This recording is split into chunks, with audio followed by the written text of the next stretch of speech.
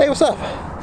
It's starting to rain. I should probably go home. I was gonna shoot an intro here, but smart thing to do is just to go home. I'm on the one wheel. I've been caught in the rain once before. It's not fun. But guess what I learned? Make HDR images in Lightroom. It's like crazy, super freaking easy. If I can learn to do it, you can do it as well. I'm going down a hill. Probably shouldn't be shooting this video, but I am doing this anyway because I am crazy.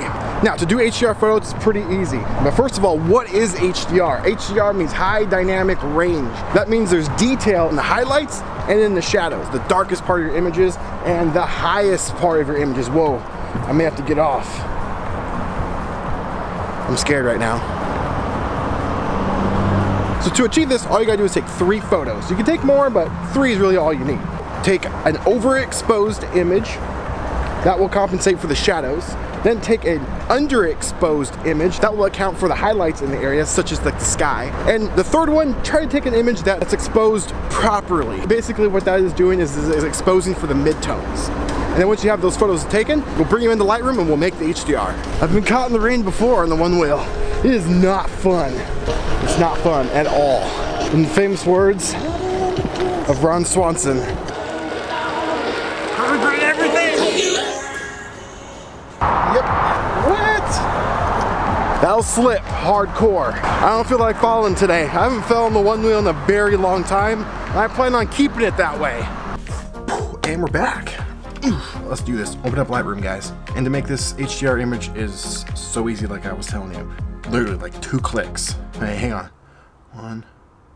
What, maybe 5? Maybe 5 clicks? So what you want to do is come down here and click your images. I've got 3 pictures down here of the same thing but differently exposed for the midtones, highlights, and shadows. So I'm gonna click the first one and then I'm gonna hold down Shift and I'm gonna click on the last image in that series. And now I'm gonna right click and I'm gonna go Photo Merge and click HDR. And you'll get this window right here and you have a couple options.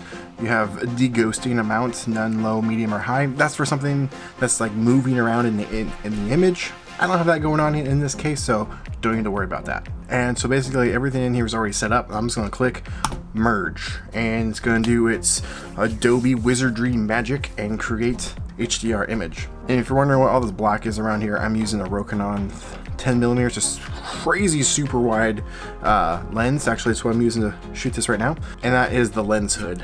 So when I take photos, it's just in there. It's not recommended for photos, but I use it anyway, so I have to do some cropping. Now, once you have your HDR image, you can edit it like any other image. It's still a raw image. You can do everything that you normally would do, put LUTs, put whatever the heck you want, and it's so easy. Let's do another one. This one is interesting. I wanted to show you because I only did 2 pictures. I did an overexposed and an underexposed to show you can do it with just 2 as well. Hold Shift, select both images, go over to Photo Merge, HDR, and let it do its thing. Boom, hit merge. That's it. Pretty amazing. Then do your final tweaks, throw on whatever the heck you want to do to this thing, and boom, you're done. So if you have any questions, please leave them below. I'll be more than happy to answer those for you. And consider subscribing to this page. I would really appreciate that. There's multiple videos every single week, so you don't want to miss that. And be sure to lick that bell because you know you don't want to miss one of my next videos. Trust me. Thank you for watching. I'm just another Chris, and I'll catch you in the next video. Today, we're talking about how to improve your thumbnail game, creating a default backdrop.